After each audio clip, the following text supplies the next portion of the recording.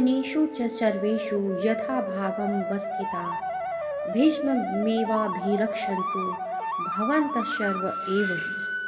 अतएव सैन्य व्यूह में अपने अपने मोर्चों पर खड़े रहकर आप सभी भीष्म पितामह को पूरी पूरी सहायता दें।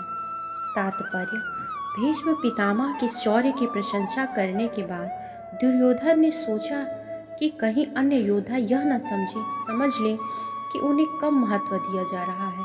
अतः दुर्योधन ने अपने सहज कूटनीतिक ढंग से स्थिति संभालने के उद्देश्य से उपयुक्त शब्द कहे। उसने बलपूर्वक कहा कि भीष्मदेव निस्संदेह महानतम योद्धा है, किंतु अब वे वृद्ध हो चुके हैं।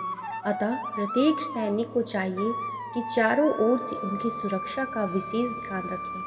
हो सकता है कि वे किसी एक दिशा में युद्ध करने में लग जाएं और शत्रु इस व्यस्तता का लाभ उठा ले। अतः यह आवश्यक है कि अन्य योद्धा मोर्चों पर अपनी अपनी स्थिति पर अडिग रहें और शत्रु को व्यूह न तोड़ने दें। दुर्योधन को पूर्ण विश्वास था कि कुरुओं की विजय भीष्मदेव की उपस्थिति पर निर्भर है। उसे युद्ध में भीष्मदेव तथा द्रोणाचार्य के पूर्ण सहयोग की आशा थी, क्योंकि वह अच्छी तरह जानता था कि इन दोनों ने उस समय एक शब्द भी नहीं कहा था जब अर्जुन की पत्नी द्रौपदी को असहायावस्था में भरी सभा में नग्न किया जा रहा था, और जब उसने उनसे न्याय की भीख मांगी थी, यह जानते हुए भी कि इन दोनों सेनापतियों के मन में पांडवों के लिए स्नेह था। दुर्योधन को आशा थी कि वे इस स्नेह को उसी तरह त्याग देंगे जिस तरह उन्होंने द्युत क्रीड़ा के अवसर पर किया था। तस्य संजनयन हर्षम कुरु वृद्धम पितामहं सिंहनादम विनद्य उच्चै शंखम दधमौ प्रतापवान।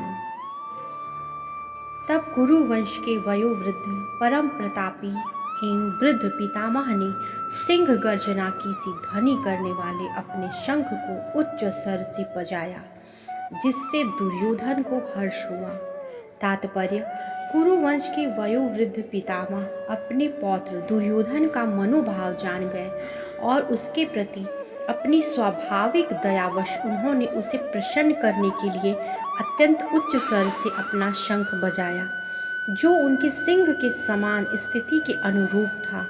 अप्रत्यक्ष रूप से शंख के द्वारा प्रतीकात्मक ढंग से उन्होंने अपने हताश पौत्र दुर्योधन को बता दिया कि उन्हें युद्ध में विजय की आशा नहीं है, क्योंकि दूसरे पक्ष में साक्षात भगवान श्री कृष्ण हैं।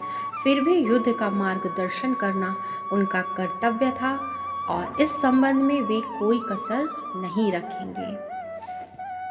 हरे कृष्णा कृष्ण कृष्णा हरे हरे, हरे रामा राम राम हरे हरे।